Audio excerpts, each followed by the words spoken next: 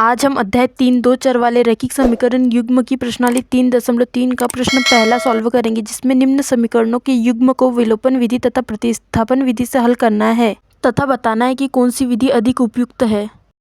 अब हम प्रश्न दूसरा सॉल्व करेंगे तो हम 3x धन 4y बराबर 10 को समीकरण 1 मान लेंगे तथा 2x ऋण 2y बराबर 2 को समीकरण 2 मान लेंगे।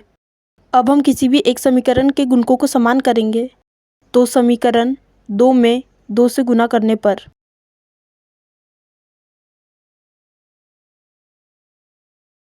हम 2 से गुणा करेंगे तो समीकरण बनेगा 4x ऋण 4y बराबर 8। इसको हम समीकरण 3 मान लेंगे। दोनों समीकरणों में सेम चिन्ह नहीं है, इसीलिए समीकरण 1 व 2 को हम जोड़ देंगे।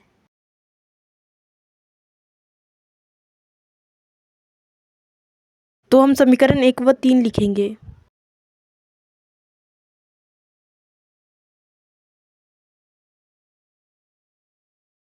तो 4y से ऋण 4y कट जाएगा तो 4 और 3 को जोड़ेंगे तो 7x आएगा बराबर 14। तो x का मान निकालेंगे तो 7 पक्षांतर होगा तो 14 से 7 2 बार कटेगा तो x का मान हमें 2 प्राप्त हुआ। तो x का मान समीकरण 1 में रखने पर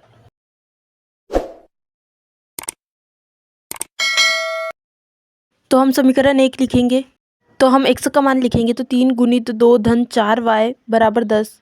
तो इसको सॉल्व करेंगे तो 6 धन 4y बराबर 10 आएगा। तो y का मान निकालना तो 4y बाहर निकल जाएगा और बाकी संख्या पक्षांतर होंगी। इसमें से 6 जाएगा तो 4 आएगा। अब 4 पक्षांतर होगा तो 4/4 आएगा तो 4 से 4 एक बार कटेगा तो y का मान हमें 1 प्राप्त होगा। अब इसे हम प्रतिस्थापन विधि से सॉल्व करेंगे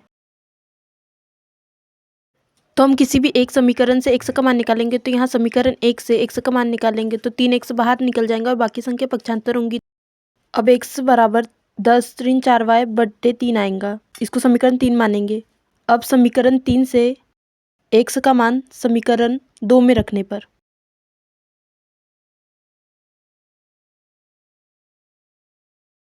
तो हम समीकरण 2 लिखेंगे।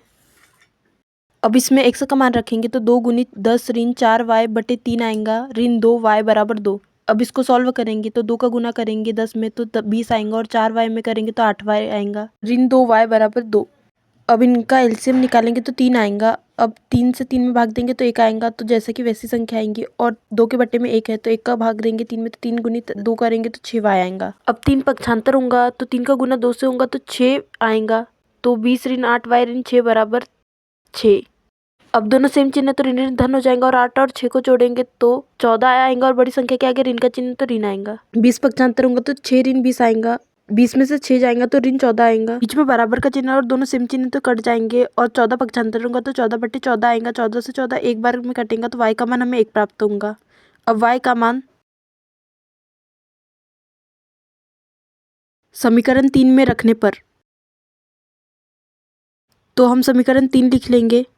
अब मान लिखेंगे तो 10 ऋण 4 गुणित 1/3 आएगा। अब इसको सॉल्व करेंगे तो 10 ऋण 4 एकम 4 और बटे 3, 10 में से 4 जाएगा तो 6 आएगा/3। 3 से 6 2 बार कटेगा तो x का मान हमें 2 प्राप्त होगा।